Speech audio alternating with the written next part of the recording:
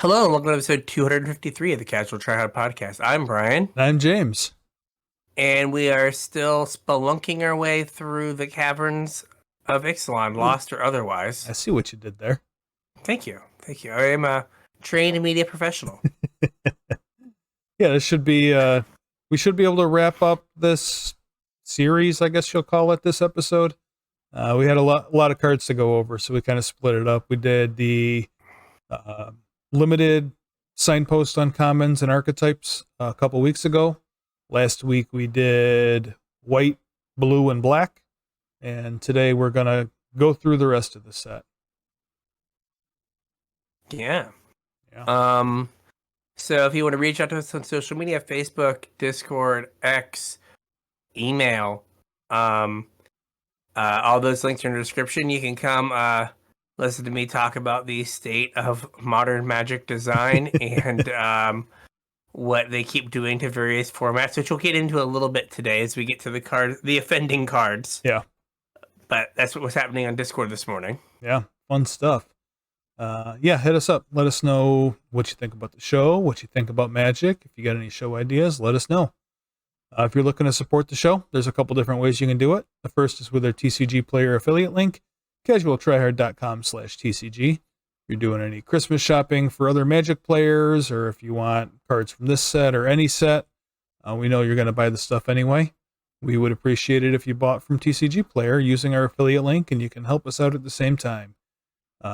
Doesn't cost you guys anything extra and really helps us out. So again, that's CasualTryHard.com/TCG.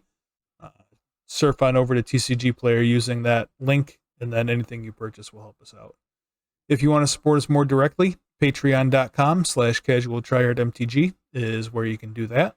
Patrons get access to our show notes, so you get a sneak peek about what the upcoming episode is going to be about. They also get about another hour's worth of content in the form of our pre-show, which is kind of us just rambling about whatever we feel like while we're making sure our equipment works every week. But we record it and post it up completely raw for the patrons. They really seem to enjoy it. Patrons also get put on I'll call it a mailing list. It's my document of our supporters. Sometimes I get cool stuff to send out to you guys, and when I do, I go through my mailing list and send it out. If any of that sounds good to you, or if you just want to support the show, you can go to patreon.com/CasualTryHardMTG. Chip a couple bucks in, however much you feel the enjoyment that you get out of this show is worth, and help support the show. Yeah. All right, sorry, I've got a cough. I was on mute to not Blow out the mic. kill all of you. Yes, blow out the mic. So if you hear a cough, apologies in advance to headphone users, right? Yeah, I'm gonna do my best to mute myself, but so we're gonna work through. We apparently missed the card that we wanted to go back to. I don't know if you want to do it first. What card was that? The black one that we talked about beforehand. No, that was just for the pre-show. That's just for the patrons. Right, there we go. Just the patrons get that one. So advertising again, trained media professional. See? Okay, look at that. Okay, so we're gonna pick it back up with red. Yep. And you had put a belligerent yearling on the list? Yeah, this is a 1 and a red for a 3/2 dinosaur with trample. And whenever another dinosaur enters the battlefield under your control, you may have belligerent yearling's base power become equal to that creature's power until the end of turn. Kind of Eldrazi mimic. Exactly. There's a couple reasons I wanted to talk about this card in particular. That was one of them. If you remember back to Eldrazi Winter, Eldrazi Mimic was a big part of that deck, where you ramp into, I'm not going to say giant Eldrazi, but at least medium-sized Eldrazi, and your 2-drop scaled accordingly. And this does a reasonable facsimile of that at uncommon instead of rare. Yeah, and it is and we were mentioning before that how the 2-mana creature has really had a glow up over the history of Magic. Yep, and that is the other part of this, why I wanted to talk about this card, because this is a 2-mana 3/2 with trample at uncommon with nothing but upside after the trample. Yeah, so we start out with Grizzly Bears, 2-mana 2/2. Yeah. and like every other color, like, well, no other color had a 2-mana 2/2. Right. And then we started getting 2-mana 2/2s. It was like, was it like Ironclaw Orcs that like With a downside, yeah. with the downside, or like the black creatures that were like, I deal you 2 damage a turn. Yeah. Or whatever. And then I was pretty content with 1 in a white 3/1, 1 in a red 3/1, no text. Yep. And now we're to 1 in a red 3/2 with trample. And upside. And upside. Yeah, it's like, oh, sometimes this is a 7/2. Yeah. Sometimes Oopsie. your 2-drop is also 6 power worth of creature. Mm-hmm. So the world is a changing. Yeah. I don't know if this is going to be, a staple in any deck like Eldrazi Mimic was, but it seems like we're getting dinosaurs more commonly than we used to. Mm-hmm. I mean, there's no dinosaur Sol land, so I don't think you quite have to worry about that. But be aware, this is kind of a dangerous text box. I mean, it feels like Standard could have a curve of this into like Pugnacious Hammer Skull. Mm-hmm. And just you 6 someone on turn 3. Yeah. So, also, I snuck in Pugnacious Hammer Skull. I know he's not on the list. Okay. But if we're talking about dinosaurs, it's a 3-mana 6/6. Yep. Plays well with the fight rigging. Sure does. You know what else is a dinosaur that gets around his the downside of Pugnacious Hammer Skull? What's that? Rotting Regisaur. That's right. So, like, you get to take out Shakedown Heavy out of that deck and put, like, a card that, like, when you turn it sideways, it actually gets to connect. Mm-hmm. Huge improvement. Anyway. Yeah, big and dinosaur. actually, if this... Well, I mean, you'd trigger your fight rigging anyway, but, like, this could trigger fight rigging as well. Mm-hmm. I get pumped up and then... Yeah, like, if you play this and then fight rigging and then, like, Reggie... and they kill off the Reggie, like, this is still big. Yeah, like at least for 1 turn. Yeah, well, it pops your fight rigging too. Yes, it does. Yep. All right. Next up is one of mine. Yep. That's Bonehorde Dracosaur 3 red for a 5/5 dinosaur dragon. Sure. It doesn't seem like those two things are differentiated enough to be... Yeah, I mean, what is a dragon but a dinosaur with wings, right? Yeah, and like, what is a pterodactyl but a dinosaur with wings? Like, it's the same thing. It's true. Does he breathe fire? That's the only way he gets to be a dragon. I don't think anybody really knows. Nobody was around we back don't know. then. Yeah. Yeah. Pterodactyls might have breathed fire. Yeah. So we have flying and first strike on this guy. Mm-hmm. At the beginning of your upkeep, exile the top 2 cards of your library. You may play them this turn. If you exile a land card this way, create a 3/1 red dinosaur creature token. If you exile a non-land this way, create a treasure token. So that's a lot. It's a lot. And so we have this weird thing where people were like, well, it doesn't do enough when it comes into play. And they can just kill it. But I just think back to Shieldred. Mm-hmm. Now, granted, this is 1 more mana than Shieldred. Right. But I remember saying, well, Shield doesn't do anything when it comes into play. Yeah. So it's probably not going to see play because it doesn't do enough when it comes into play. It's $80.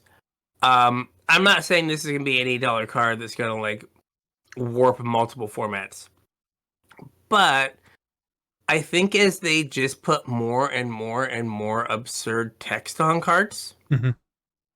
that you have to factor in the times that they don't just kill it. Right. Right, because, like, the argument against Shieldred was, well, they just kill it. Well, sometimes they don't. Like, I have definitely not killed a Shieldred because I did not draw one of my 8 removal spells. Yeah.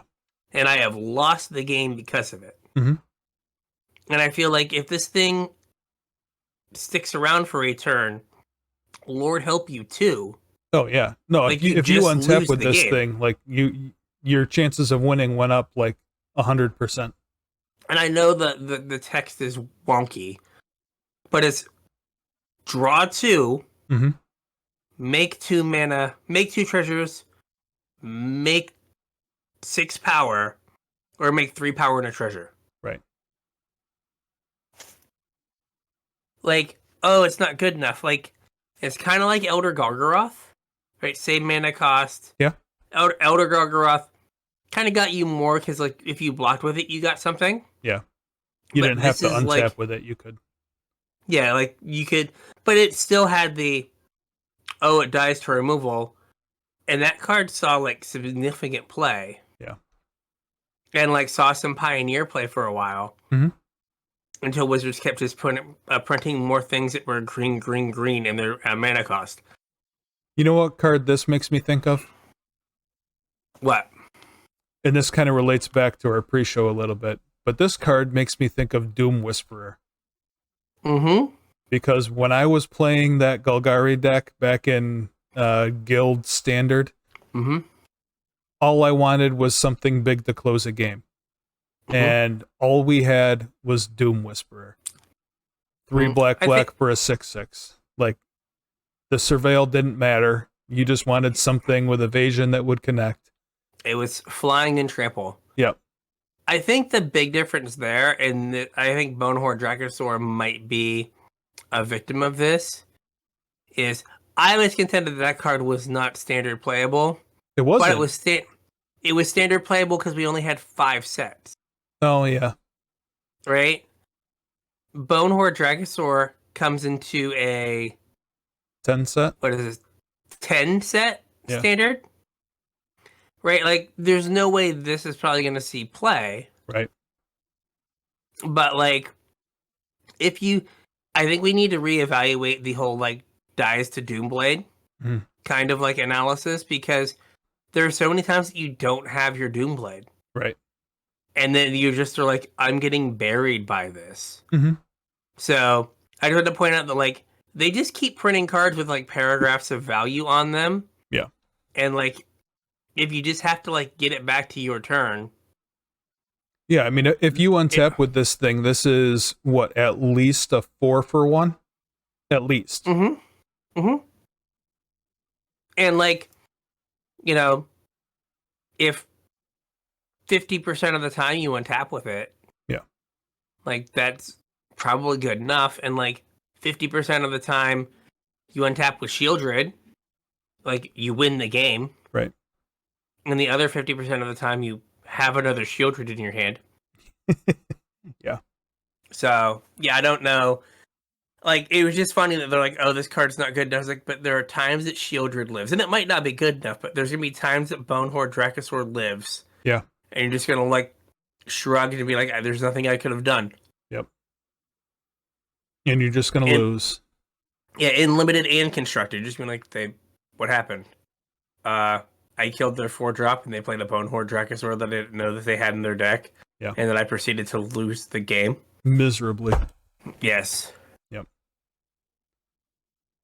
All right. Next up is one of mine. This is Enterprising Scallywag. 1 in a red for a 2/2. Goblin Pirate. At the beginning of your end step, if you descended this turn, make a treasure. Okay. Descending is kind of trivial to turn on.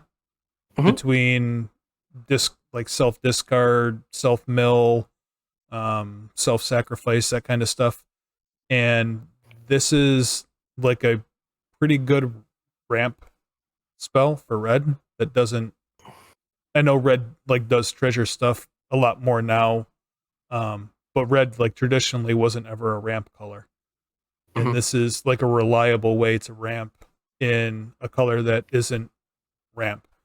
And that's like to say nothing about all the artifact synergies that red has gotten, not just in this set, but recently. Yeah, it's like if you have fetch lands or just like, anything that's going to go to the graveyard. I think someone pointed out in Discord that it's specifically permanent card, so Right. tokens don't trigger it. Yep.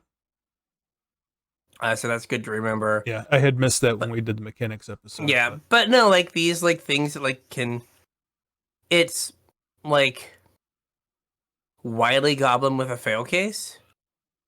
But Mhm. like when it gets to be Wily Goblin, it's probably really good. And if it Wily Goblins twice, Yeah. it's great. Yeah, that's true. I didn't think about it as Wily Goblin, because Wily Goblin like wasn't fantastic. It was harder to cast. It was red, Yeah. and only a 1/1, but it always gave you the treasure. Yeah. But like you could like somehow get Descend turned on when you play this. It's Wily Goblin. Yeah. Then like the next turn Descend on again, get another treasure. Now you're up now you're at like 6 mana on turn 4. Mm-hmm. Again, I don't know how good the deck is or whatever, but is there a Goblin shell that uses this with Skirk Prospector to just make all of the manas? But it's at the beginning of your end step, right? So you don't get to and you only get one a turn. Right, but you could like Prospector into this, into I don't know, Goblin Matron, make a treasure, and then you're like way past Muxus mana. Oh, yeah. That could work, because then you just sack all of them. Yeah. Could. But like the time that it doesn't get to be Wily Goblin probably holds it back. Yeah. So. Alright, what do we got next? Next up is Intis, Seneschal of the Sun. Oh, we forgot to have our disclaimer about card names. These names are really hard to pronounce, so apologies if you guys are screaming back into your headphones right now saying that we're saying the names wrong. Of course, that's not how you say that. Of Yeah. course. Sure, whatever, man. Yep, whatever. 1 and a red for a 2/2 legendary human knight. Whenever you attack, you may discard a card. When you do, put a +1/+1 counter on target attacking creature. It gains trample until end of turn. And whenever you discard one or more cards, exile the top card of your library. You may play that card until your next end step. So this set's like Robber of the Rich, kind of. 2 mana aggressive, 2-drop in red. It's kind of weird the way it's set up, because it's like a delay, or it's like a temporary loot. It's like you get like an impulse draw. Well, it's an impulse loot though. Yeah. Which is kind of weird. Yeah, whatever. We don't get that like very often. Or I don't think we've had it at all, right? This is the first time we've done that. What about Magmatic Channeler? Oh yeah, I guess that was kind of the same thing. You like got to look at 2 and you could like play 1 that turn or something. But yeah. So that's kind of weird, but the second part of this triggers whenever you discard a card. So if not just on this. Yeah, so if there's any sort of like madness shenanigans to be had, this might be a way to like get even further. Like the whole point of madness is that you are discarding for a value and then get to keep the card. Yes. And this would add like another card to every transaction. So you would get whatever value you're going to get, whether it's a lava axe or a faithless looting or whatever, you get the value. You also get the madness card that you discarded, plus now you get an additional card. What's the meme? It's good and prosper. Yeah.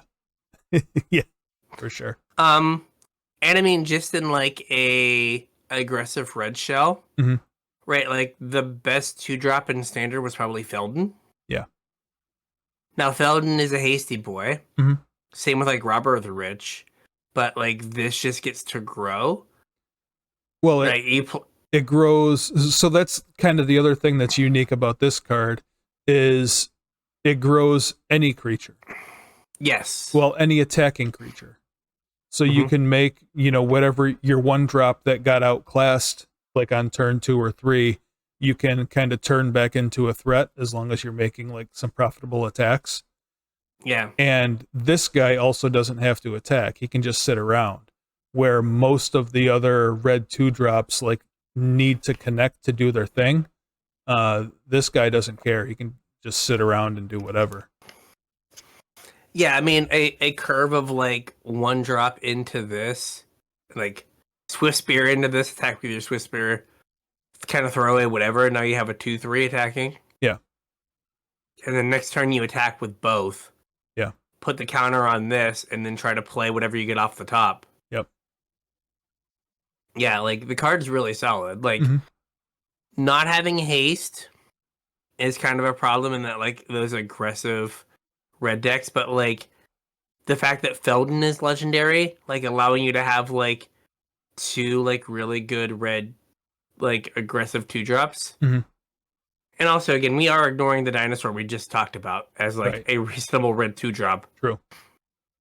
Right, like how many like red deck wins would have just been like, oh, a 3 power 2-drop? Yeah. Amazing. You're on the team. Yep. So, no, I think this card's pretty solid. So, speaking of the dinosaur that we were just talking about, the 2-mana 3/2, the next card that we have may be something that plays well with it. This is Scythe Claw Raptor, 2 and a red for a 4/3 dinosaur. And whenever a player casts a spell, if it's not their turn, Scythe Claw Raptor deals 4 damage to them. So it's a little weird that like red is getting this kind of quasi-taxing effect, but it's also like kind of in the vein of like Eidolon, a Great Revel or whatever. But a 3-mana 4/3 is like slightly above curve, or like Yeah, I mean, or I guess lately kind of right at curve. yeah, because we got one of those in Brothers War as well Yeah, that had trample. yeah. I mean, it's kind of like, remember Scab Clan Berserker, and then there's, what is the name of the card that gets played in Legacy? It's not Molten Collapse. It's Molten something. It's like an enchantment. It's like 1 red. When your opponent casts a spell, Mhm. A non-creature spell, you just roll a die and then deal them that much damage. Oh, okay. You roll a d6 and then you just deal them that much damage. Yeah, now it's any player. So like if you shock your opponent end of turn, you're taking 4 from the dino. Right. But it also means that, you know, if you play a 1-drop and a 2-drop, or a 1-drop and 2 more 1-drops and go to get in the red zone, if you play this guy like before combat or whatever, your opponent's going to be taking damage to try and deal with your threats. Mhm. Like the curve is pretty aggressive here. Yeah, I mean, or if they like to say, well, I've got to kill the 4/3, they take 4. Right. Right. It's kind of like Thunderbreak Regent. Mhm. Where like that 4 like matters. Or remember Vexing Devil? Yep. Like just your opponent having to spend a card and take 4. Yep. Or like waste their mana for the turn is pretty powerful. Yep. Also, if it resolves, it's pretty punishing to control decks because there's only so many counter spells they're going to be willing to take 4 for. Yeah, exactly. Your anti-counter spell, you play, oh gosh, what is it? Voice of Resurgence into this? Yeah. Go ahead. Go ahead. And then you play the 1 green-white guy from this set. It's like, you just can't cast spells on my turn. Like, no counter spells for you. Yeah. None. All right. Next up is one of mine. Mm-hmm. This is Trumpeting Carnosaur. It is 4 red for a dinosaur. It is a 7/6. Mm-hmm. Has trample, and when it enters the battlefield, discover 5. Ooh, that's a big discover. That is a big discover. And you have 2 and a red, discard Trumpeting Carnosaur. It deals 3 damage to target creature or planeswalker.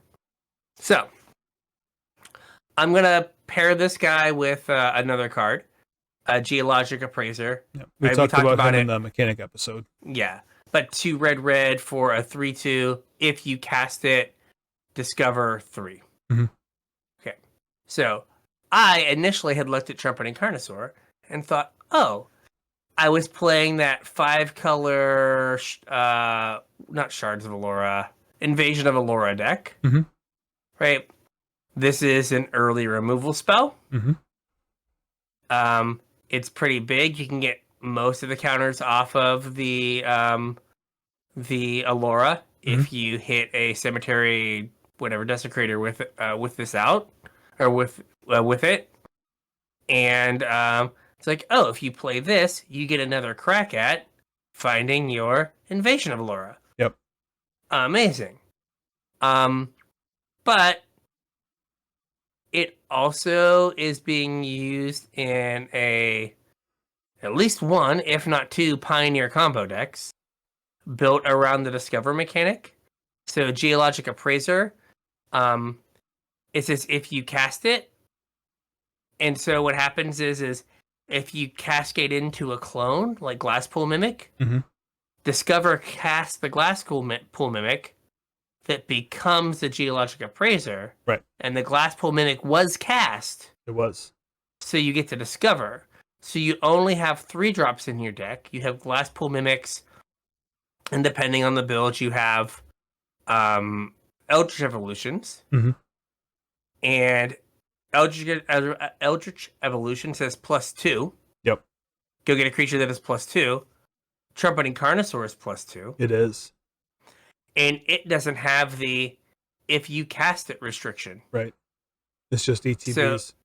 So you just get to like make an army of dinosaurs and Geologic Appraisers. And then there's a way to give your creature haste. Yep. Or give all your creatures haste. I was excited about this for like what it could mean for the stupid Invasion of Allura deck. Yeah. And just like the general trend of making it so that like Karuga's restriction has no doesn't matter because like you have all this interaction around that point anyway. Yeah. But it seems like people have already broken this. Yeah. It seems like you and I are having similar issues with our deck building lately. Seeing the forest for the trees and all that. Like you looked at this card and were like, oh yeah, sweet. My fringy, weird Shards of Alara deck or Invasion of Alara deck gets a new toy. And I was like, oh sweet, Geologic Appraiser. It's like baby Bloodbraid Elf. Maybe I can cascade into a discard spell. No. Yeah. Turns out there's way more broken things you can do. Turns out they're just broken. Yeah.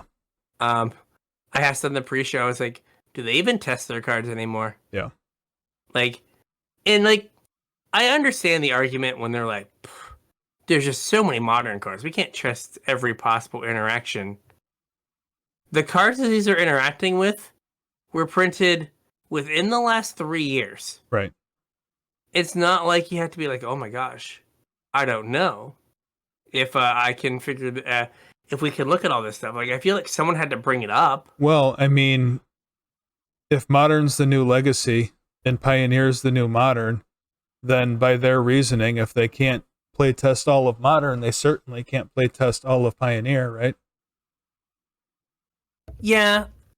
I guess one of my things is, and maybe it's, I play Explorer, and based on their like information, it's like me and like 3 of my closest friends that I play Explorer. Right? They're like no one plays Explorer. Like more people play Historic, which I've like only play Historic for midweek Magic, and I feel dirty, and I get out of it as soon. I concede games to made up cards. Yes. I'm like, nope, we're not actually playing Magic. Moving on. But maybe they just like, you would think that, oh hey, we should like make it so the formats that are on Arena don't turn awful. Right. And instead, we're just like, meh. We're not going to bother to check. Yeah. It's like, so it's weird. But let them eat pie or whatever, but instead of pie, it's poop. Let them eat poo. But this is like junior Atali. Yeah. Right? Like that. It's not nearly as good where Atali gets you something from each player's deck. But because it's Discover 5, as has been demonstrated with these decks, right, you have control over it. Yep. And also, like, the fact that you can discard it to bolt something it's not nothing. Yeah, like the issue with, like, Cascade and Discover is the fact that there's a fail case. Mm-hmm. But, like, if they just have cards that are, like, I make it so there's no fail case, right? Like, oh gosh. Was it Virtue of Persistence? Yeah. Black Virtue? Yeah. I'm a 7-drop, but I have a 2-drop removal spell attached to me. Yeah. So now, like, you have a 2-drop removal spell, but you also don't hit it when you discover. Yeah. You only hit the thing you want to hit. Amazing. Mm-hmm. Yeah, so I thought this card was good. I did. I bought 4 of them when they were $2, and I was like, I'm not gonna buy more because like they'll probably go down. Because I did not see the fact that it would just be the best deck in Pioneer. Yeah. And now they're 6 or 7. There you go. It's like woohoo! Did all right. But yeah. So over the weekend, the finals of the Pioneer Challenge was Trumpeting Carnosaur and Geologic Appraiser and a bunch of clones. Yeah. Versus a card we're probably gonna talk about later. Oh, we don't even have on here. No, it's not on the list. Versus Quintorius. Yeah, you can talk about it now if you want to. Yeah, so Quintorius, 3 red white, Planeswalker, with a static ability whenever you cast a spell from exile, your opponent loses 2 life and you gain 2 life. It +1 to make a 3/2 spirit, and it -3s. I think it starts out with 4 loyalty, and -3s to discover 4. Mm-hmm. And then like -6s, exile cards from your graveyard and make red mana so you can cast them, kind of thing.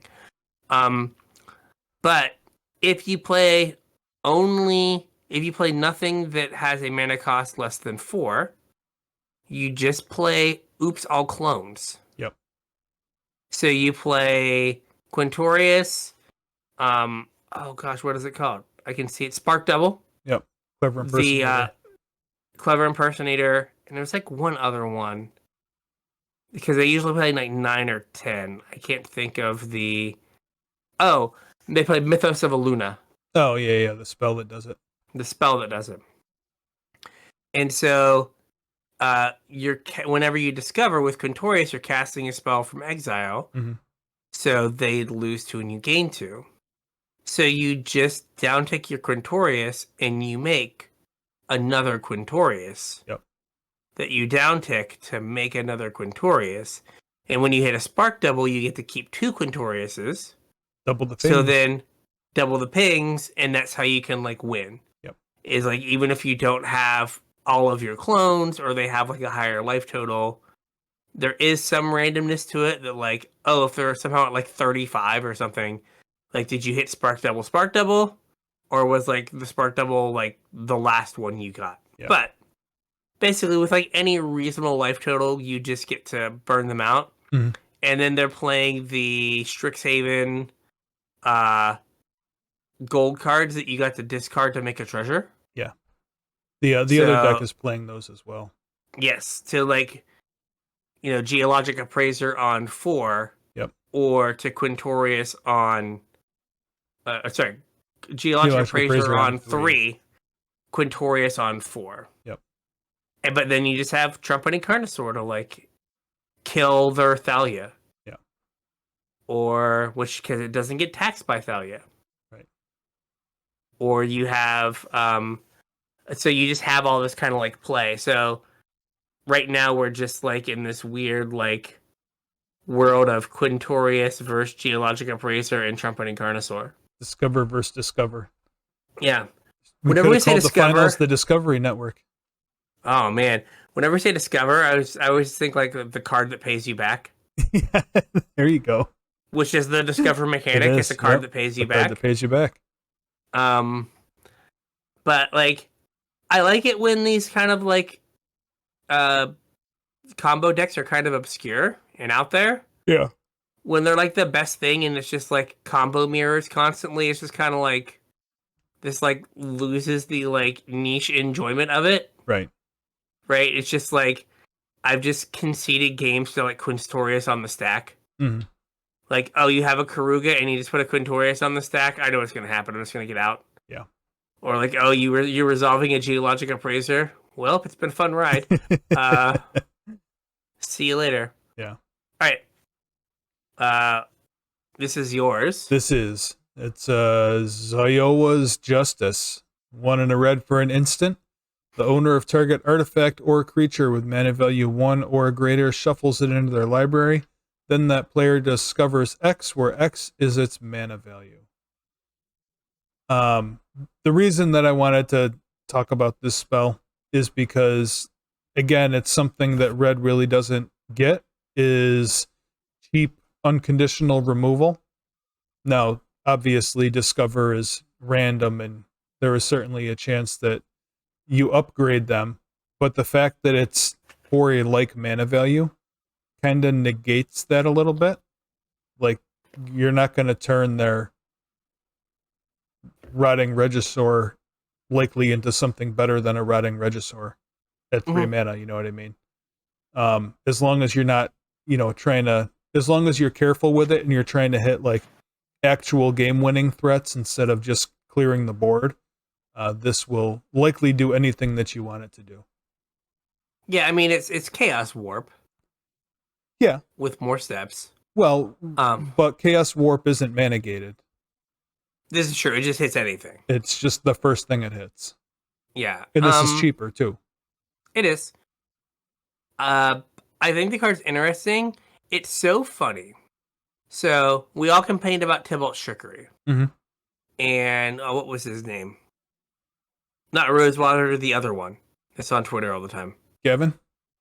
Not Gavin. Aaron? But Aaron Forsyth. There you go. Was like, someone's like, why didn't you just make it say like opponent spell? Yeah. Or spell you don't control. He's like, well, then no one would play it. It's right. like, okay. So you're admitting that the way you saw this card being played was to do the broken stuff that we did with it. And now you're mad that we're doing the broken stuff. Yeah. This, they worked so hard to make sure that you can't do the broken stuff. Right? Like, because if it didn't say mana value, if it just said, it took the mana value off, right, and just discovered X, right, like, you could, like, put a 0-drop in your deck, or, like, somehow hit, like, set up that you, like, always kind of, like, pseudo-cascade into the correct thing. Right. But because they made it the same mana value, you can't do that. Right? Because, like, if it was, like, discover, like, X minus 1. Yeah. Right? So they got, like, downgraded. Right? Then you could go, like, okay, like, I'll kill my 1-drop and I'll go get Crashing Footfalls. But they're like, no. You can't do that. And so, like, I wonder if this card's going to see... Like, I think it sees Commander play. I wonder if it sees, like, 60-card format play. I don't know. Like, I could see it, like, seeing play in Standard. Yeah, like, especially if there's, like, some problematic permanent or something. Because, I mean, like... Well, like, how easily does Red deal with a Shieldred? That's what I was going to say. Like, you just, like, flip their Shieldred into... Anything else has to be better than a Shieldred. Right. For you if you're red. So, like, you're just like, here, I hope that this is... Like, I will, at this point, take a Glissa. As opposed to the Shieldred, please. Right. And thank you. And it's efficient. Like, at 2 mana, this is on par with, like, the constructed playable black removal. And white removal. Yeah. Yeah. It's kind of like Fateful Absence.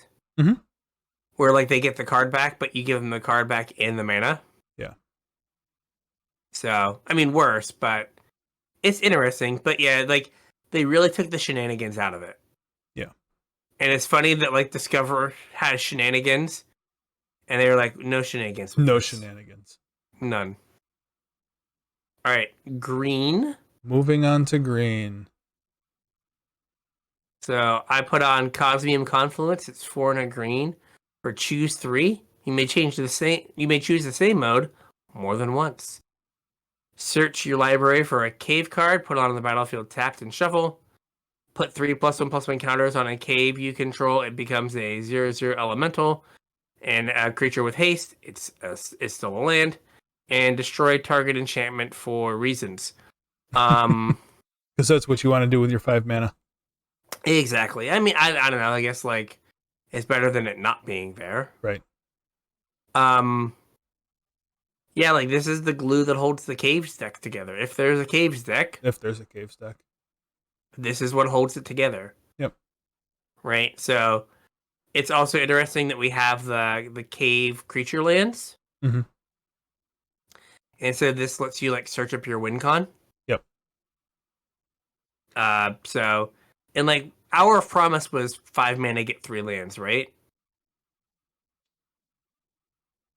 What was that? Hour of Promise was 5 mana, get 3 lands, right? Yeah. Yeah, and it bonused you if you had deserts or something. Yeah. Yep. So like this is in that same like ballpark. Yeah. And that card saw some play. Yep. And like at least on the early access day, the cave decks looked good. Okay. Yeah, I really haven't seen anything of the cave decks. I have played a little bit of limited, the set limited over the weekend. And I really didn't see, like, I heard some rumblings of the cave archetype in limited, but I haven't run across it yet. I tried to draft it once; it did not come together. Gotcha. But yeah, I could be drafting it wrong, also. Yeah, it is awkward though that, like we said, like with only having one set of cave cards. Yeah. And it's funny that like the Pioneer Caves deck, the Pioneer Gates deck, basically only uses the cards from Guilds of Ravnica. Right. Like that block. So they could have pushed it super hard, but they didn't, because like it could also just be like oppressive if like it's just play a bunch of lands and win the game. Right. So I don't know if it'll have legs, but time will this tell. This card is interesting. All right, next one on the list, we have Galta, Stampede Tyrant. This is one that I put on here. It's 5 green for a 12/12 legendary elder dinosaur. It has trample, and when Galta Stampede Tyrant enters the battlefield, put any number of creature cards from your hand onto the battlefield. That's a lot of mana. And it is. It doesn't have haste or anything, so it's just big trample. However, if you can reanimate this thing, you just get to vomit your hand onto the battlefield. So if you're playing, some kind of reanimator shenanigans and you trip this out of your graveyard, you also get to put your Emrakul, Gristlebrand, whatever else you're playing from your hand into play. It's kind of Hypergenesis. Kind of, yeah. Right, like it would go in a very similar deck that Hypergenesis would go into. Yep. But instead of trying to cascade into Hypergenesis, you've got to get this in your graveyard somehow. Right. And then do the Hypergenesis thing. Mm-hmm. Also amazing to sneak attack in. Yes. Or Through the Breach. For sure. Or right. Goryo's Vengeance. Goryo's, yeah. Yeah, 2 mana for this thing? Absolutely. And then just put whatever else you have down. Yeah. Yeah, like, kind of Magical Christmas Land, but like, it's, right, it's hard, because on one hand, it's like, we play the game because it's fun. Right. And this is a fun thing to do. But then we also know it is Magical Christmas Land and not super realistic. Right. And we would just die with like a bunch of uncastables in our hand, and like our Galta exiled by like a Soul Guide Lantern. Yeah. And we're just like, oh, I didn't get to do the thing. But like, the times that you do get to do the thing, you're like, oh yeah. Yeah. Where you like play a Galta and you put in an Atali and an Atraxa. And you're just like, and we're done here. Yep. The other thing that I wanted to mention about this card is that its ability is not gated. Like you're playing bumper bowling without the bumpers. So you don't have to cast this for it to do its thing. It's just on ETB, which means you obviously can reanimate it, but you can also flicker it. I have no idea what kind of deck wants to do that, but it's worth noting that you can flicker it. Yeah. So, yep. This card is interesting. Don't know if it's good, but like it makes you go like, "Oh, that'd be really fun if I could do that." Yeah. I mean, realistically, like it's probably a better fit in a Through the Breach deck than in like a Reanimator deck, because in a Reanimator deck it's just kind of win more. Mm-hmm. Like whatever you're gonna reanimate in Reanimator is gonna win you the game. So reanimating this and then also putting 3 other things that would have won you the game into play, like, probably doesn't matter a whole lot. Yeah. Agreed. Yep. The next one here, we have Hulking Raptor. 2 green for a 5/3 dinosaur with Ward 2. And at the beginning of your pre-combat main phase, add green. So this is kind of a combination of 2 different cards that both saw play during their respective standard environments. Okay. We had Vine Mare. Oh, yeah. Which was 2 green 5/3 hexproof. Hexproof, yeah. And also Frontier Siege. 3 and a green enchantment. And at the beginning of your main phase, you add green. Mm-hmm.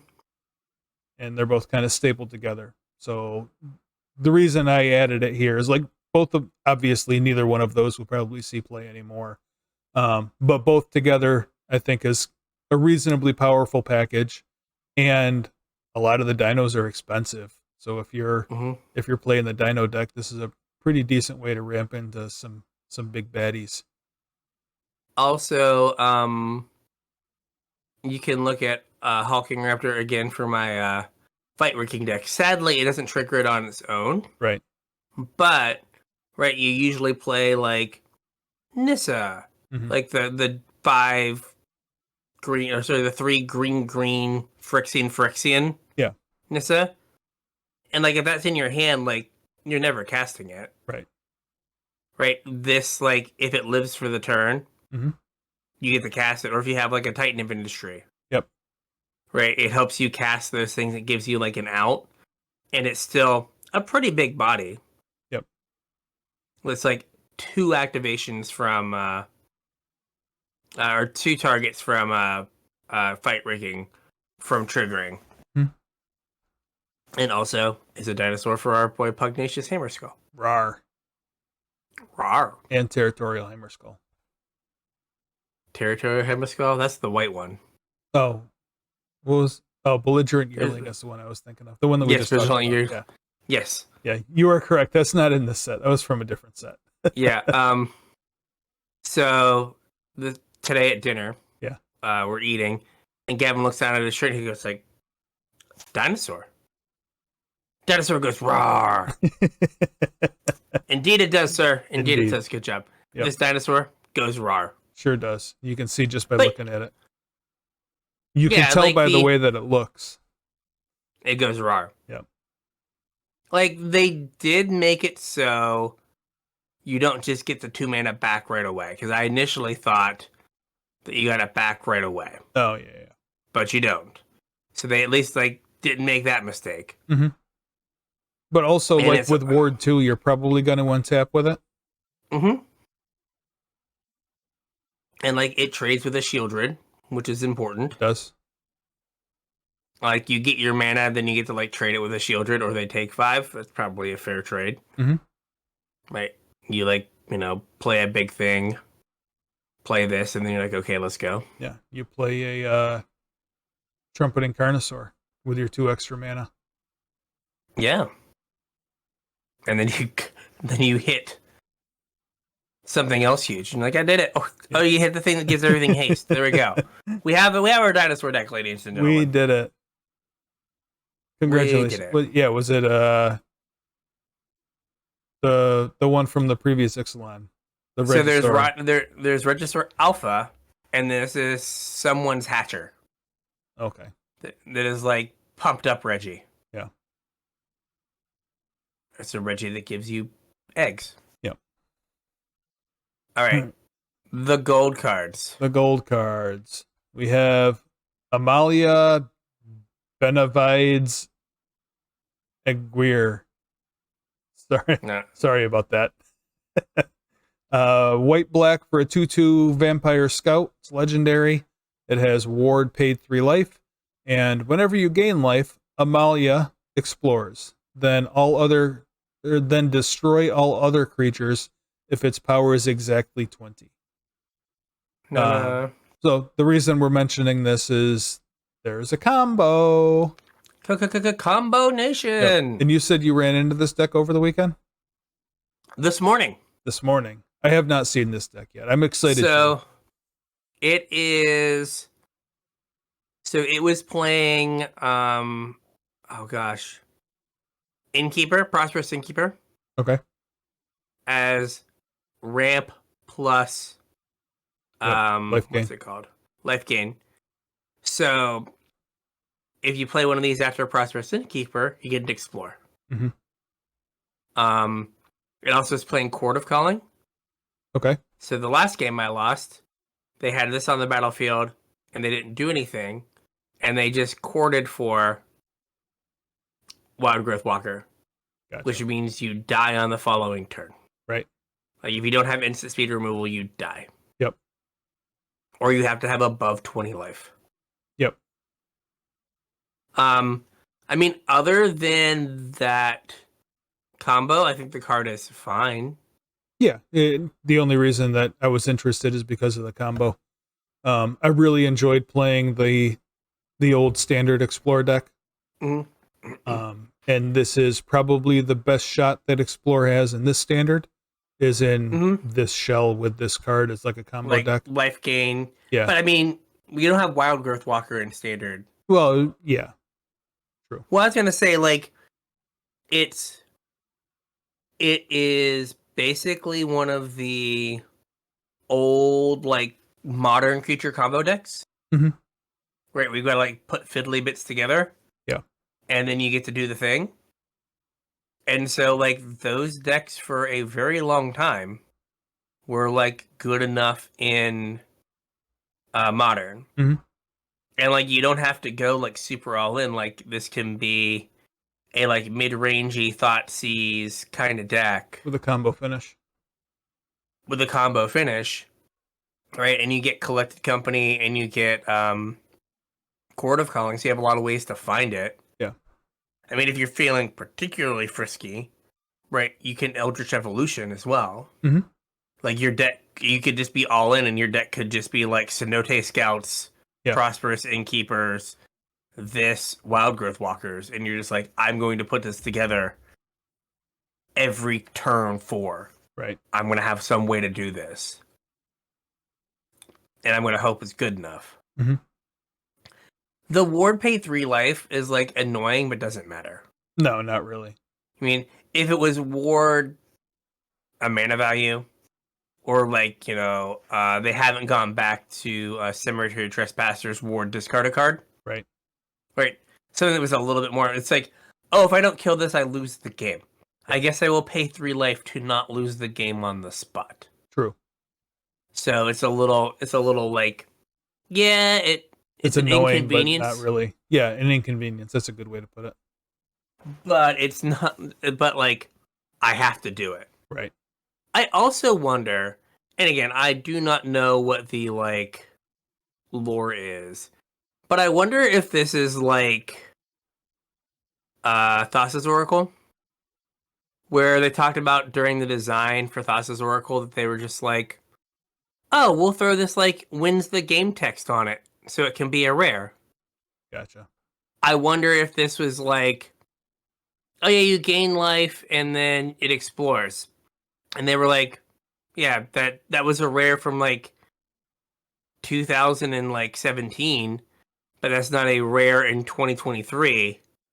And then it's like, we'll throw blows up the world on it and effectively wins you the game. Well, so this also stops the combo from drawing the game, though. Because it's not a May ability, and neither is Wild Growth Walker. So if you explore with Wild Growth Walker, the phase would never end because it's a literal infinite loop with no way out. Oh, because you wouldn't have to flip the card. What do you mean? You wouldn't have. So, like, if you got to a non-land, you could just leave it on top. Yeah. Okay. Fair. for whatever that's But worth. yeah, you know what I mean. Like, but they could have like done that by saying like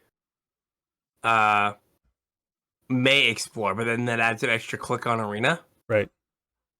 So they were like, no. But you know what I mean? It just feels odd. Yeah, it is an awkward thing, but to just be like, and you effectively win the game. right. So, but no, like playing against the card or the combo, it seemed solid. It was like, it just like, well, again, one of those things that like, it just loomed over your head. Mm-hmm. And you're like, do I have enough instant speed removal? I was playing green-white artifacts. So the answer is no. Portable hull is not an instant, so It is I did not. not have enough instant speed removal. So no, I thought the deck seemed good. Okay. Like it seems reasonable that you could like pull it off. Yep. I mean, I lost both my games to it. All right, let's move on to the next gold card here. Mm-hmm. We have. So this is mine. No, go ahead. It's Molten Collapse. It's black-red for a sorcery. Choose one. If you descended this turn, you may choose both instead. Destroy target creature or planeswalker. Destroy target non-land permanent with mana value 1 or less. So, I heard you like Dreadbore. Mm-hmm. Would you like Dreadbore with strictly all upside? Right. Would you like Dreadbore that also blows up Aether Vial, Hardened Scales, the Ozolith?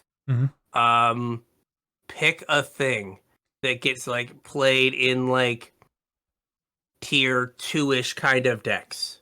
Yeah, I mean the awkward thing is like the reason that Dreadbore didn't see play over Terminate is because it's sorcery speed, and that's like when you're talking about those older formats, that's a huge deal.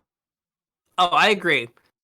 But like even if it's like a sideboard card, right? If you were like, you know what, I have, you know, if Merfolk gets good, yeah, and you're like, I need a way to like consistently kill the vial, right?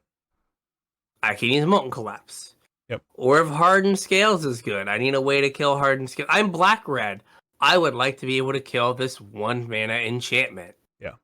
Huh. I guess I can with a black-red gold card. Right. Because there's no more color pie. Sure you can. Yeah. So, like, again, like, in Pioneer, you just never play Dreadbore again. Right, this is just better than that. And in Modern, like, maybe you get a split. Maybe it's a sideboard card.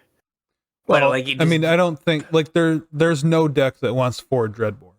Dreadbore was only ever, like, a 1 or a 2 of. So, this is never going to be Dreadbore number 5. No. And, honestly, I don't think anybody's going to play a playset of this, so I don't think Dreadbore sees any play anymore. No, so, I was going to say, but what I meant by, like, a split is maybe, like, instead of 3 Terminates in your Scam deck, maybe you play 2 Terminates and a Molten Collapse. Yeah. And then, like, if some deck that, like, the second clause matters comes up, right, maybe you kind of swap it. So, yeah, I meant a split between Terminate and Molten Collapse, not Terminate, not Dreadbore and Molten Collapse. It's like you play 0 Dreadbores in this. You will never play your first Dreadbore over your first Molten Collapse. Right. Which is so weird because, like, Dreadbore for a while kind of needed a reprint. Mm-hmm. And, like, instead of giving us a reprint, they're just like, here, have this. It's just better. They're gone. Yeah. Yeah. Now, I am waiting for in another year or two where they're just going to print, like, Dreadbore but at instant speed. Mm-hmm. Or something like this that is instant speed Dreadbore with, like, weird set mechanic. Yeah. You know what I mean? Like, Molten Cave-In. And it's an instant. Probably. Yeah. But, like, I'm waiting on just, like, this didn't see as much play as we thought. Let's make it an instant. Yeah. And then this being like relegated to unplayable. Yeah. All right. What do we got next here? Next one, we have Squirming Emergent. It's 1 black-green for a sorcery with Fathomless Descent.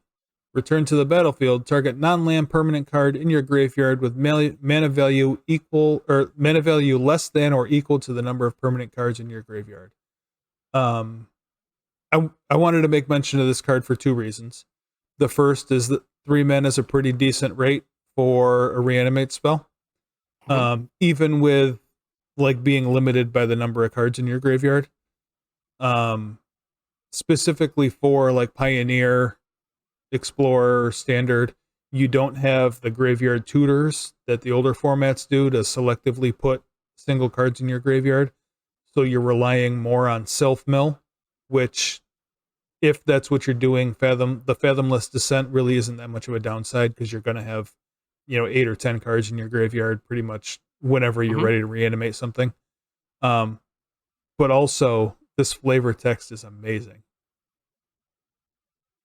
It says, yeah, go ahead. No, go ahead. I have my glasses on. Oh. Due to archaic Brazen Coalition guidelines regarding hats, a few mycoids are now technically pirate captains. Because they wear a hat. Yeah, that's a little fungus wearing a hat.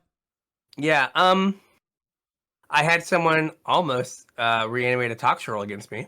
Ooh. Almost. And they probably should have too, but I got greedy and like tried to kill them as opposed to play my Graveyard Hate. And I was like, and then I think they were like 1 permanent short, and I was like, whew, kind of dodged a bullet there. Yeah. And it's like I would not be beating a Toxtrol. Yeah. But no, this card's neat. Yeah, I mean, I think you'd have to get pretty lucky, but you could hit a Toxtrol on turn 3 with this. I mean, and like in older formats, you have Grizzly Salvage, like to like fill your graveyard. Yep. Like Citrus Supply or Grizzly Salvage, but like you have this weird tension. Like Grizzly Salvage is a non-permanent, right? So it doesn't count for Descend, and so. And like you also have the thing of like if you mill this, then you're just kind of like, oh no. Yeah. Right. So, but it is interesting. Like I wonder if there's a way that like you just have like a deck full of cheap stuff, and this is kind of just like 3 mana get back a 3-drop. Yeah, maybe. Where you're just kind of like playing like a normalish game and you use it for value as opposed to big thing. Could be. And then what's our last gold card here? Last gold card we have is Whale of the Forgotten. It's blue and a black for a sorcery with Descend 8. Choose one. If there are 8 or more permanent cards in your graveyard as you cast the spell, choose 1 or more instead. And its modes are return target non-land permanent to its owner's hand, target opponent discards a card, or look at the top 3 cards of your library, put 1 into your hand and the rest into your graveyard. What was that last part again? Into your graveyard? Okay. Yeah, graveyard. Okay. The reason why I wanted to mention this card, Descend 8's kind of a lot in the deck that wants this card, but this is somewhere along the lines of Drown in the Lock. Yeah, it is kind of Drown in the Lock. But like Drown in the Lock, you like it was your opponent's graveyard. Yeah. So like all the rogue shenanigans got like fueled kind by of it. like got fuel like they were like make Drown in the Lock good. Yeah. Where this is you're like kind of having to self-mill now. Like a lot of these are like each of the abilities is kind of 1 mana too much. Yeah, they're all Right, kind like- of 1 mana abilities. Yeah, like bounce a permanent to its Yeah. owner's hand is 1 mana, 2 if it's attached to a 3/1 flash flyer. Yeah. Target opponent discards a card. That's just Raven's Crime. Right. And then look at the top 3 cards of your library, put 1 of them back and the rest of them into your graveyard. That's kind of Anticipate. So that one's kind of 2 mana. Yeah. Like, if you get all of them turned on, great. like in the late game, like what is this, Repulse? Mhm. Recoil or whatever, the blue-black card that was like bounce the thing, discard. Yeah. Plus, like, put the best card of your top 3 in your hand is amazing. Yeah. So, like this feels like a kind of a control card. Mhm.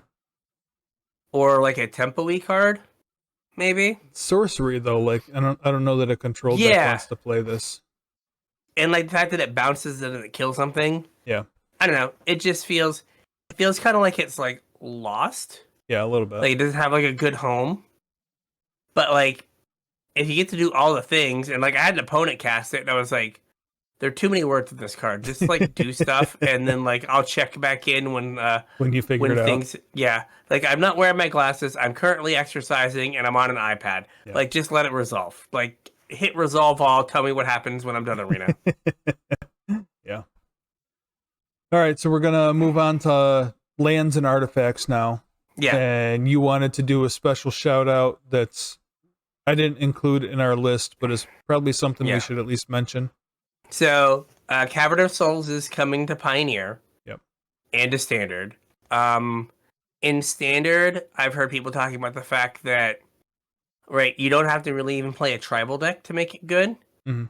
You just, like, make it your 7th land and you say Angel, and then you just resolve your Atraxa, and your opponent, like, stares at their Disdainful Stroke as they get clowned. Or you say Dinosaur, and then you play your Atali, right, and your opponent gets clowned. So just like I'm gonna force through giant 7-drop, which kind of feels like what Standard has devolved into for some portion of the last few years. It's just like we get to the like 7-mana commander card thing, right? And that's what we play. So there's that, and then like tribal decks just get to have like crazy mana in Pioneer. Yeah. So I've been lazy, but wanting to put together elementals where like you just go like, you know what, I'm not gonna play Leyline Binding, but I'm gonna play Cavern, Unknown Shores, and what was the Sanctuary or whatever? Yeah. The ninja one? Yep. Right, where then you just have 12 lands that just tap for every creature in your deck. Yeah. And then you play some lands around that, but like you're pretty confident that you're going to be able to cast all of your elementals every single game. Right. And if some portion of the time that, again, your opponent stares at their Disdainful Stroke as you like jam an Omnath, like even better. I think also like this can help humans. Right? Like we talked about the white Warren of the Inner Sky. Yeah. Right? A perhaps reasonable human 1-drop. And, right, so now you can play, like, again, Esper humans, Abzan humans. Right? Kind of pick your flavor of, I'm going to stick all my interaction on my creatures, and I'm just going to, like, jam them. Yep. With 12 lands that always make it so they can cast. So, just a thing to keep in mind that if you like are into a certain tribe, this is a card that's going to like help that. And then if you're just a degenerate who wants to cast 7-drops, or I guess a Timmy, who just wants to make sure their 7-drop always resolves, just name the type and go. Yep. Have you, just kind of as a side topic, you have your caverns already, right? I have my caverns, yeah. Have you looked to see what this has done to the price of caverns? I haven't. I was just curious. I often choose not to, but we can go through that that sad exercise.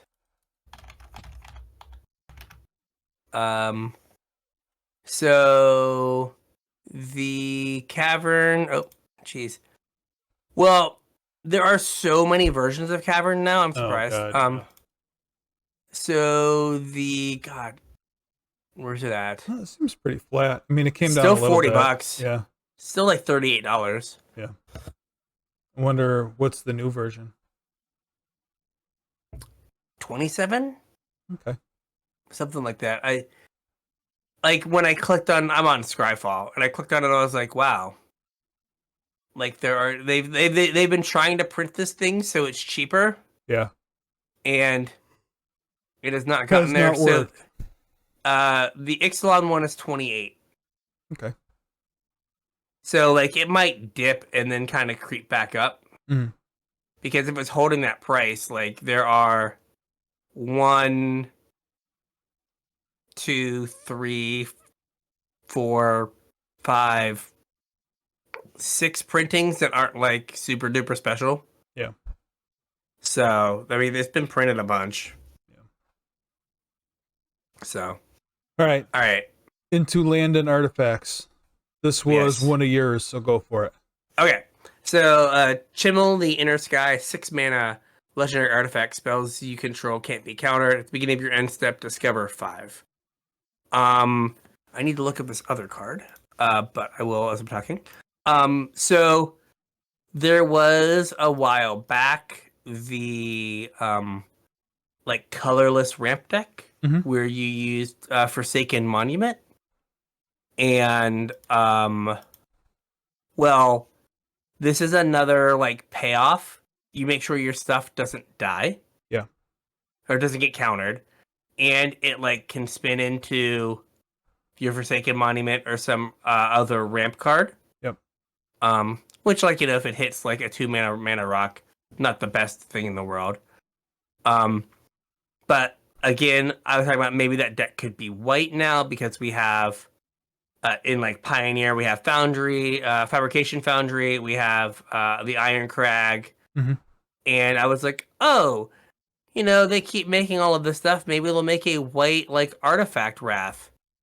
Yeah, and they did. And we talked about like maybe it'll happen, and it's already here.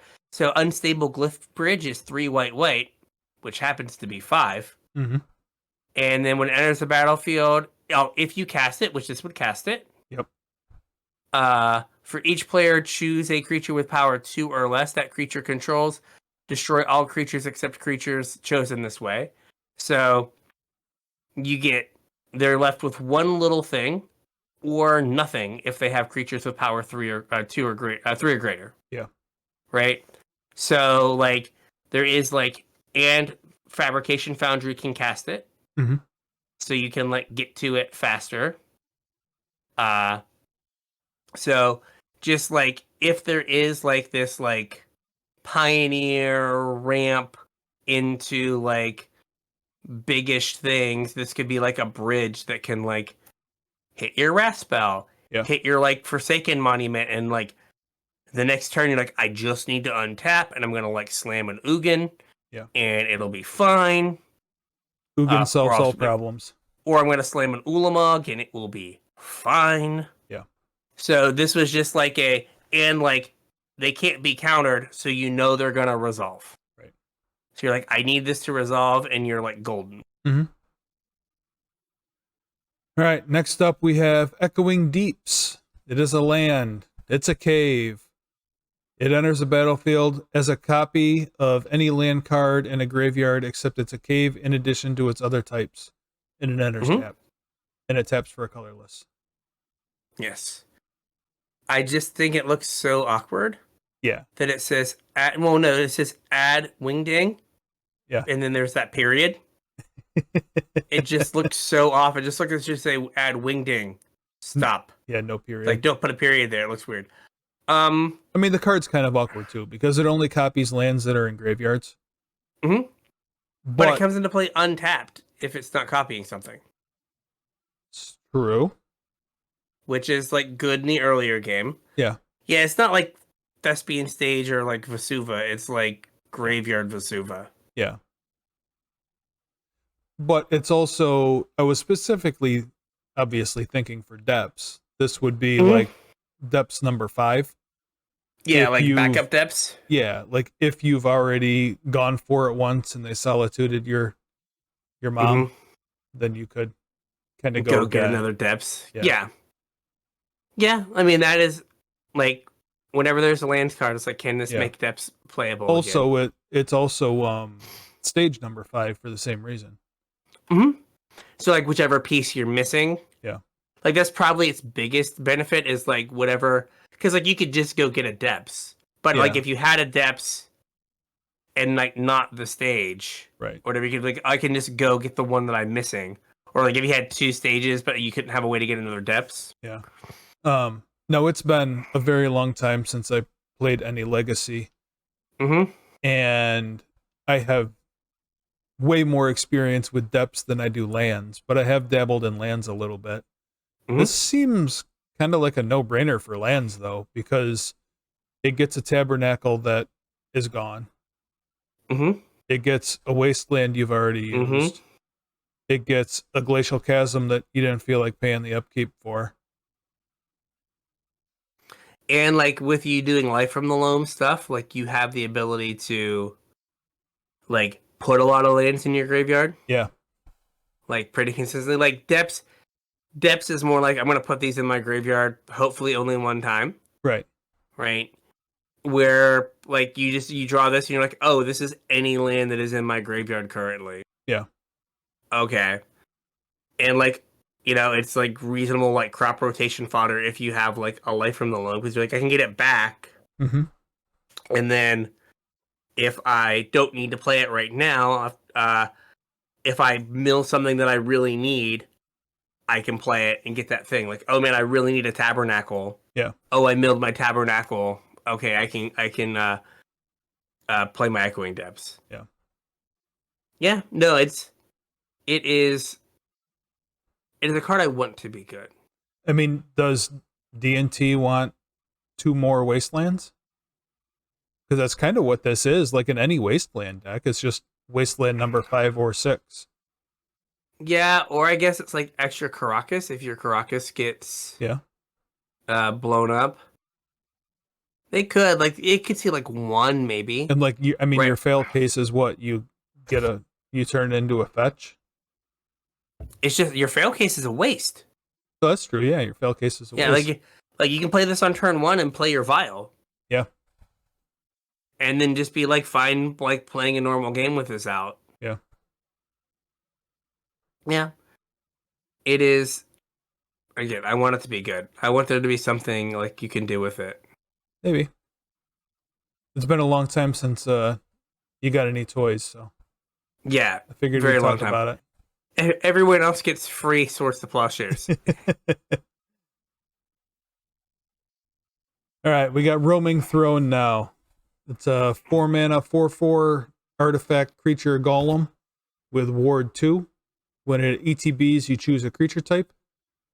Roaming Throne is the chosen type in addition to its other types. And if a triggered ability of another creature you control of the chosen type triggers, it triggers an additional time.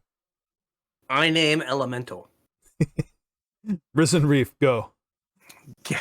This in the Risen Reef into this get 2 triggers. Yeah. While Elishnorn is Elishnorn was Mother of Machines. Mm-hmm. Absolutely a better card than this. Yes. Absolutely, cannot argue.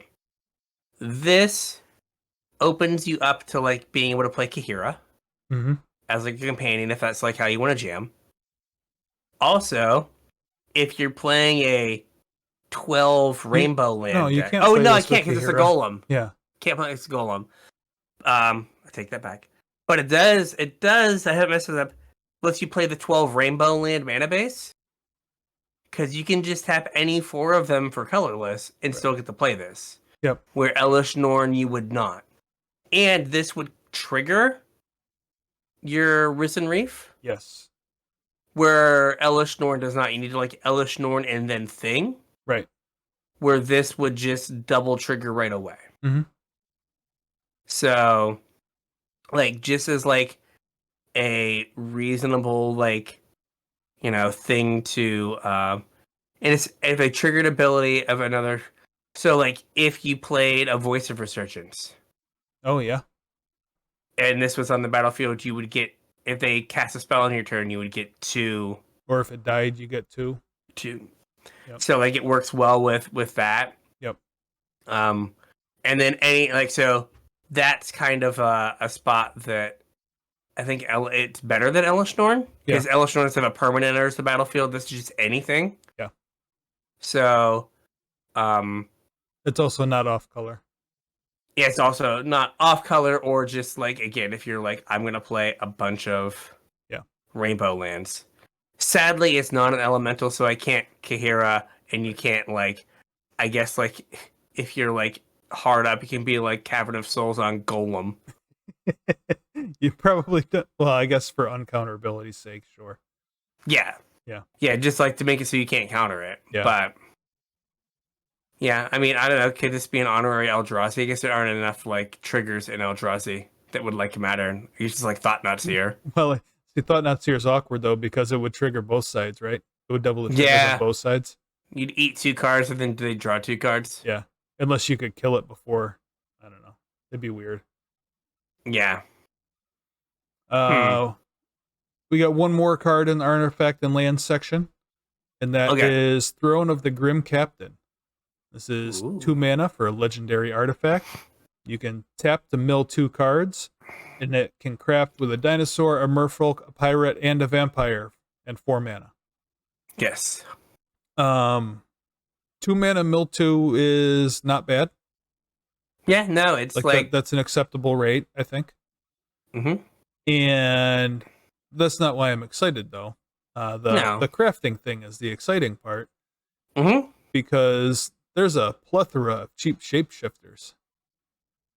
Yeah, well, in Standard, Seth, probably better known as Saffronal, have played this card. Oh, yeah? And with just like a hodgepodge of like random explore creatures and things that had like the right creature types. Yeah. Was able to flip it multiple times.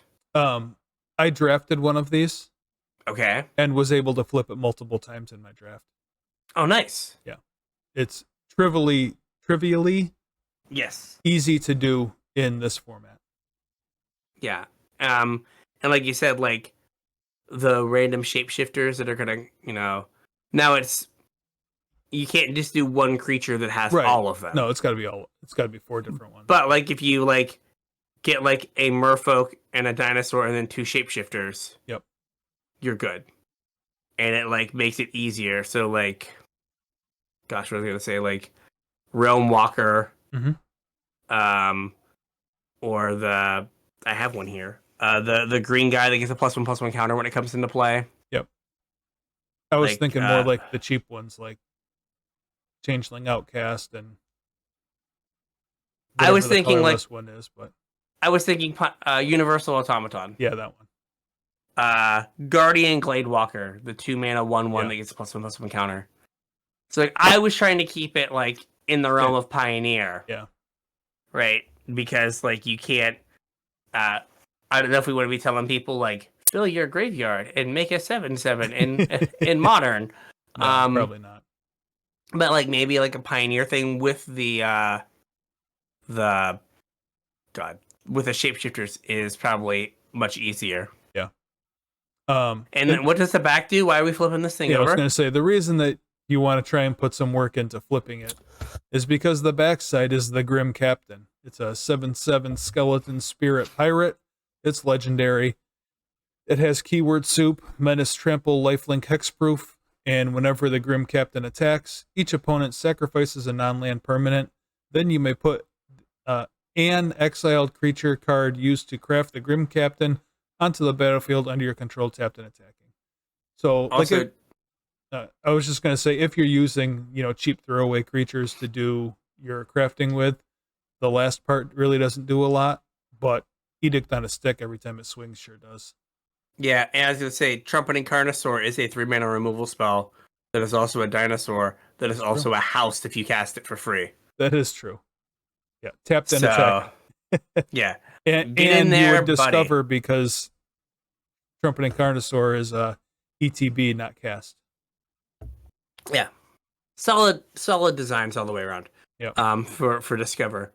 Yep. Yeah, no, this if you flip it, great. Like again, this is a fun thing to do. Mm-hmm. Like, is it a good thing to do? Well, probably not. But like, if you can like settle into this is fun. Yeah, I mean, I don't think it's like super hard to do. Like, you don't have to do a ton of work to do it. True. I mean, you have to do a little bit of work, but. Mm-hmm. No, I agree, but like the fact it doesn't have haste, right? Like it opens Yeah. you up to like Liliana Edict, Right. Childred's Edict, and stuff like that. So you like do all this work, and then like the Grim Captain goes to like Davy Jones's locker. Yeah. Yeah. All All right. right. So we have a cycle of gods. We do. Do you want to read them all off? Then we'll talk about them all together, or do you want to talk about them one Yeah. by one? Or Let's kind of read them all off and kind of like stick them together because we are an hour 25 in. all right. Got dyslexic for a second. The first one we hit. Oh, go ahead. I was gonna say you gave me Ojurtak or whatever. Well, Deepest Foundation. they're all Oj or something. Oh, they're all unpronounceable. Okay. Yeah. Deepest Foundation. It is 4 white for legendary creature god. It's a 6/6. It has vigilance, and if one or more creature tokens would be created under your control, 3 times that many of those tokens are created. And when it dies, you return it to the battlefield tapped and transformed under your control. So they all have a land on the back. This has the Temple of Civilization. It adds weight. And then for 2 and a white, you can tap the temple and transform it. Activate only if you attacked with 3 or more creatures this turn and only as a sorcery. Yep. So, okay. Next up, we have Ojur Pakpatik, Deepest Epic. 2 blue, 4/3, legendary god with flying. Whenever you cast an instant spell from your hand, it gains rebound. If you don't remember, rebound lets you cast it again during your next upkeep. And when Ojur Pakpatik dies, return it to the battlefield tapped and transformed under its owner's control with 3 time counters on it. It transforms into the Temple of Cyclical Time. It's a land. It taps for a blue, and you remove a time counter from the temple. And for 2 and a blue, you can transform the temple if it has no time counters on it and only as a sorcery. So it transforms with time counters. When it transforms, you put time counters on it? When it turns into the land, you put 3 time counters on it. Okay. Yep. Okay. Then we have Aklazat, the Deepest Betrayal. 3 black for a 4/4 bat god legendary with flying and lifelink. When it attacks, each opponent discards a card. For each opponent who can't, you draw a card. Whenever an opponent discards a land card, you make a 1/1 black bat with flying. And when it dies, you transform it. And the backside is Temple of the Dead. It's a land, taps for a black. 2 black tap, transform Temple of the Dead. Activate only if a player has 1 or fewer cards in hand and only as a sorcery. Then we have Ojur Ixalan, the Deepest Might. 2 red for a 4/4 god with trample. If a red source you control would deal an amount of non-combat damage less than Ojur Ixalan's power to an opponent, that source deals damage equal to Ojur Ixalan's power instead. And when it dies, you flip it, just like the rest of these. It turns into Temple of Power. It's a land. You tap it for a red. And you can pay 2 a red, tap it to flip it back. Activate only if red sources you control dealt 4 or more non-combat damage this turn, and only as a sorcery. And the last one, Ojur Kaslem, Deepest Growth. 3 green for a 6/5 legendary god with trample. Whenever Ojur Kaslem deals combat damage to a player, you may reveal that many cards from the top of your library. You may put a creature card and or land card from among them onto the battlefield. Put the rest on the bottom in a random order. When it dies, you flip it. Turns into a land that taps for a green. And for 2 and a green, you can flip it back if you control 10 or more permanents and only as a sorcery. Okay. Whew. That was a lot. So like the white one just screens like commander. Yeah. Right? It's like the highest mana cost and like just wants you to like do other stuff. Yeah. Right. But also like for the mana cost, you've got to be making some like reasonable power tokens for this to mean anything. Yeah. Like you making 3 1/1s instead of 1/1/1 doesn't really matter a whole lot, I don't think. Yeah, what was that card from Guilds? It was like 3 white, all your tokens become 4/4 angels. Like whenever you make Oh a yeah, token, make a yeah, 4/4 angel instead. yeah. Divine intervention or something. Divine Yeah, something. divine something. Yeah, so like you have this and you have that, and then you're just like, oh, tap my flip legions landing and like make 12 power. Yeah. Go. Yeah. Yeah. Um the blue one like has the like blue one of these like issue, which is like it's like a reasonable little flyer. hmm Like I don't know if 3 toughness is enough. Um Yeah. Four but mana. Well, 4 mana for a 4/3 isn't like super behind the curve. What was the Squadron Hawk Angel it was from a 4/3. Ravnica? Yeah, like that saw a little bit of play. Yeah. I mean, The it's one that like got him out of your sideboard. yeah, little bit different time, but Mhm. like that saw a little bit of play, and like giving your instance rebound isn't nothing either. Like making Yeah. your bounce spell hit 2 things instead is pretty good.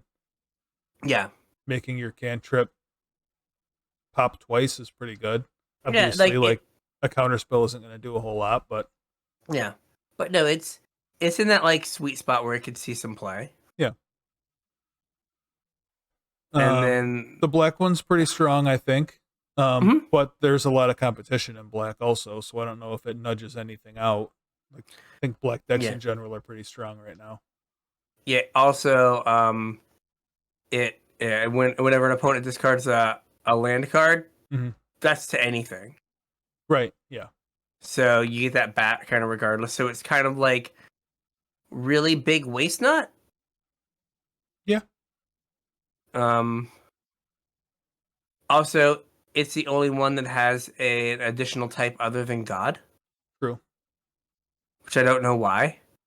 Uh, it has to do with the lore, I think. Like this, the black god is like an interloper or something. Like it's also Okay, not 'cause named the same as the like it's not an Oger, yeah. yeah, whatever But an he's the ogre only is. no. Bat Bat God. god. Yeah. Um the red one like does red things.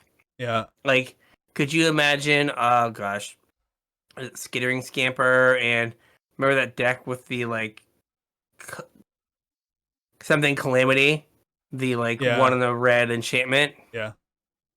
Um, and then like you just play this and you just swing and you like hit him for like 20. Yeah. I don't know. I think this one's kind of bad though. Yeah, it's not great. Like again, this kind of feels like these cards rarely see standard play. Yeah. Like the one from Throne did. Mhm. The one red one. Yeah. But that was because having 3 red pips was good. Torbrand. And yeah, Torbrand, because that was good for was it Annex? Yeah. The devotion guy. But like these like increase the amount of damage you do cards. Haven't seen a ton of standard play. Mm-hmm. Um and it's also like difficult to flip. Yeah. Right? Like 4 points of non-combat damage to like cast 2 burn spells and have like mana left over to flip this thing. I mean, I think they're all kind of difficult to flip though. Yeah. But they all kind of are. Yeah. Fair enough. And then what's the green one? Is Garrick something? Was it Garrick's Harbinger? Yeah. Is that it? The one green like 4/3 pro black or hexproof from black. Yeah, I mean, it didn't have trample, so this is going to be easier to connect than that was, but yeah, I mean, it's also 2 mana more. Yeah, but I was just saying, like, it's kind of that similar effect. Yeah. And like, I don't know, big green idiots. There are a dime a dozen. Mm-hmm. Also, the backside is just the city's blessing. Right. Yeah. Which is nice. We brought that back. Yeah. That is nice. It's like, oh yeah, I remember you. Yep. I mean, by the time you cast this, you'd have 6 permanents, Right. right? So like you're almost halfway there. This is probably the easiest one to flip because you're just kind of like fall backwards into it by the time you play it, and then they like remove it. Yeah. So yeah, I think they're all fine. Like they definitely, again, a dangerous thing to say. Like they kind of give commander vibes. Mhm. And then then like in like a year we'll be like, oh my god, I'm so sick of playing It's against so oppressive. Oger. Yeah, yeah. It's like, oh, yeah. Well, so which one do you think is the best? Um, probably blue. Okay. It's cheap. It's abrasive, evasive. Evasive, yeah. Um, and I'm trying to think, is there like a like cheap? I guess there's a braid. Like there's like is there a cheap 3 damage spell in like red?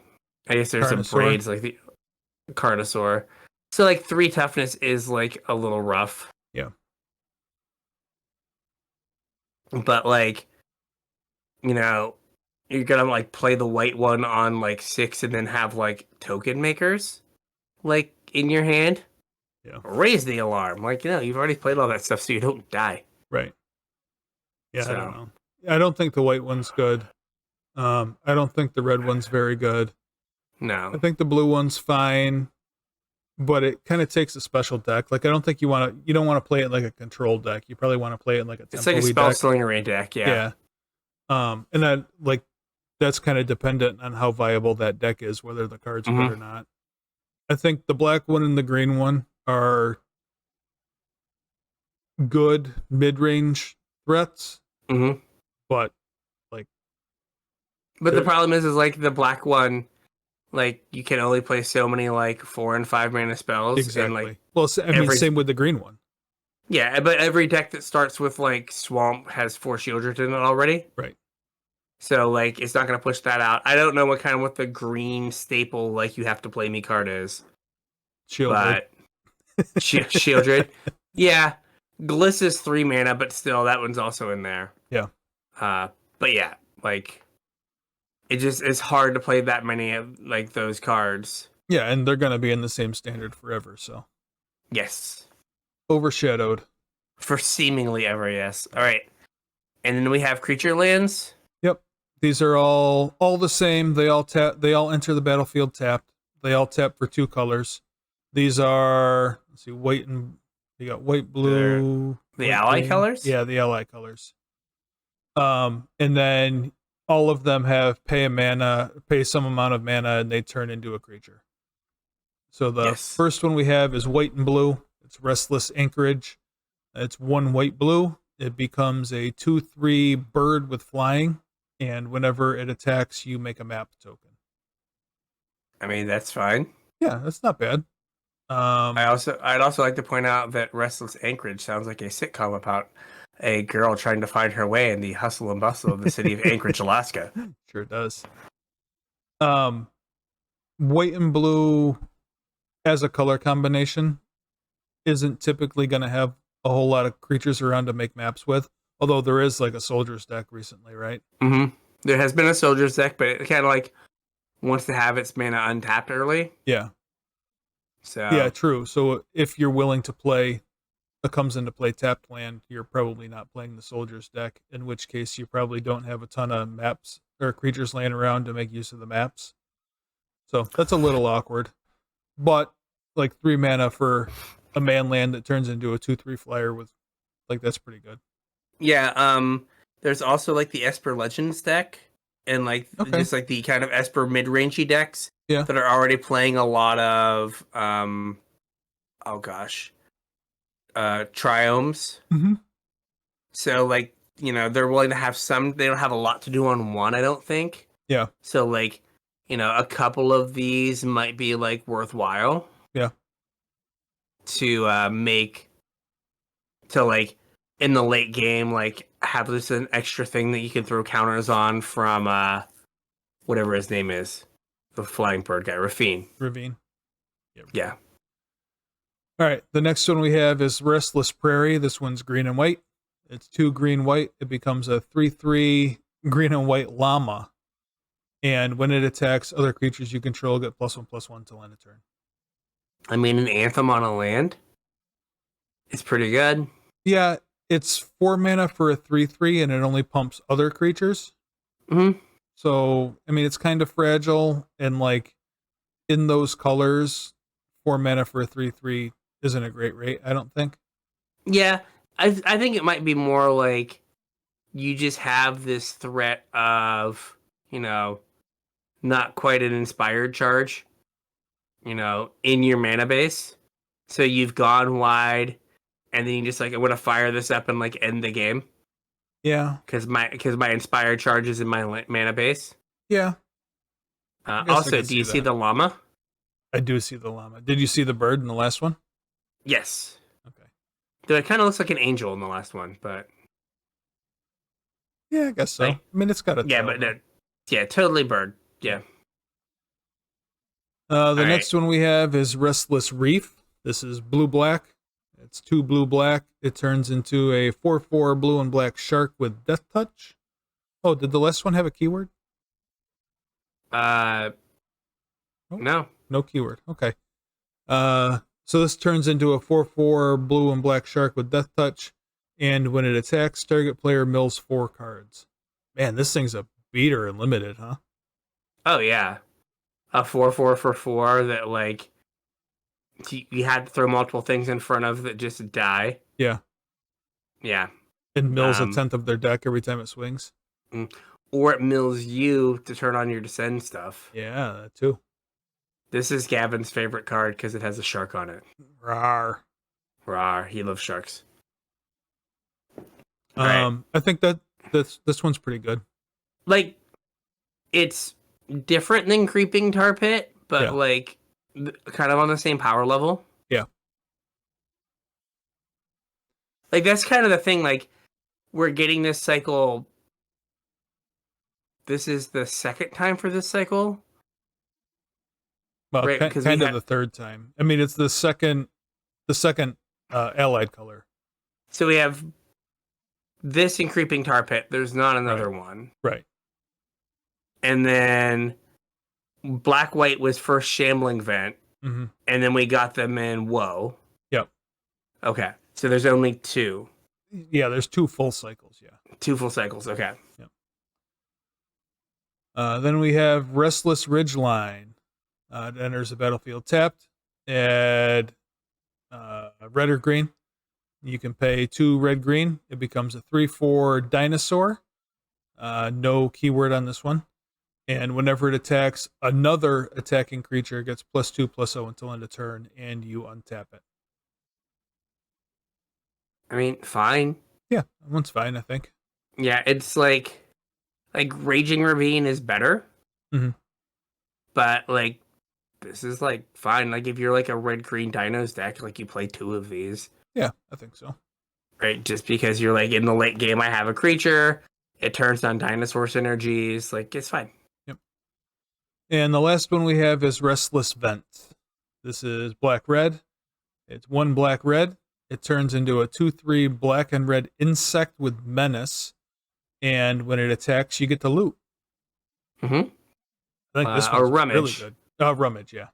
Yeah. I think this one's really good. Way better than whatever the heck the Zendikar one was. Lava Claw Reaches. Yes, Lava Claw Reaches. Yeah, the meme. Yes, this one is like a 2/3 menace is like a reasonable body. Mm-hmm. The fact that in the late game, like, again, this feels like a card that like Black Red, Bin Range and Pioneer plays like 1 or 2 of. Yep. Right, like, there are definitely advantages of having the 3/3 menace exile a card thing. Right. But Eye Tyrant. Yeah, having the Eye Tyrant, but then having this, right? Like, it's just the 50th way that deck gets to not flood out. Right. Right? Like, if you have one of these and you draw a land, you're just like, I want to fire this up. We're gonna get rid of this land and we're gonna see what happens. Yep. Yeah, I mean, it prevents you from flooding out for a couple different reasons. Number one, it's a land that's also a creature. A spell, yeah. It's also a mana sink. And if you draw, like, way too many lands, you just loot them away. Mm-hmm. Yeah, it does so much. Yeah. Like that deck already has like a mana base that is pretty full of value. Yeah. But like now again, like you might get the opportunity to like mix and match. Like, Mhm. you know, I like Hive of the Eye Tyrant. Oh, I prefer the extra red source. Yeah. And like, you know, I'm a 3 Hive, 1 Vents guy. Yeah. Oh, I'm 2 Vents, 2 Hive, or whatever like breakdown you want. 2 like, den, 1 vent, 1 hive. Yeah, something like that. Like, yeah, I'm a den of the bugbear gamer. Yep. So no, I think these are all really strong. They're priced kind of right. 3 and 4 mana is kind of where these see play, and they're all big enough that they're not like embarrassing. Mm-hmm. Right, like the blue red one from like Woe was like a 2/1 or something. Yeah. It was like a little bit too. It was like, yeah, you're kind of small. Like I don't really see the point. Right. But like this is like, you know, enough value and whatnot that like in the late game is going to be really good. So yeah, no, they're all pretty good. Yep. I like them. I think so as well. All right, We did it. We have reached the end of the set review. Good. We have got to figure out what next week's show is, because we've neither of us played a ton of limited, but we'll come up with something. I played a little bit, and I'll probably play a little bit more this weekend. I want to try and get some of my cards gone through because I need to make some go away. Yes. All right. But with that, I think we got a show. We got a show. All right. So if you want to reach out to us on social media, Facebook, Discord, X, email, if you have an idea what you would like next week's show to be, let us know. Yeah, hit us up. And I guess real quick, we're super deep into the show, but if you're in the United States, happy Thanksgiving. Happy Thanksgiving. Yeah. Yeah, as you're in your turkey coma. Right. Thank you for making it this far. Or if you just woke up and you're like, what's going on? You're at the end of the podcast. Go back to the beginning and try again. That's right. If you're looking to support the show, there's 2 ways you can do it. As always, the first is our TCG player affiliate link, CasualTryHard.com/TCG. You know how to use it. Surf on over there, buy something, pay us at the same time. Doesn't cost you anything else. We would appreciate it. The second is with our Patreon, patreon.com/CasualTryHardMTG. Chip a couple bucks in, support the show, feel good for supporting the show, get access to the pre-show, get access to the show notes, get put on my mailing list. We'd appreciate it. It would help us out. Yeah. Thank us on Thanksgiving by becoming a patron. Please. And you know what? Thank you for making it this far, listener. Thank you. Yeah. All right. Yeah, thank you. Thank you. So with that, we'll catch you on the internet. We'll catch you on the internet.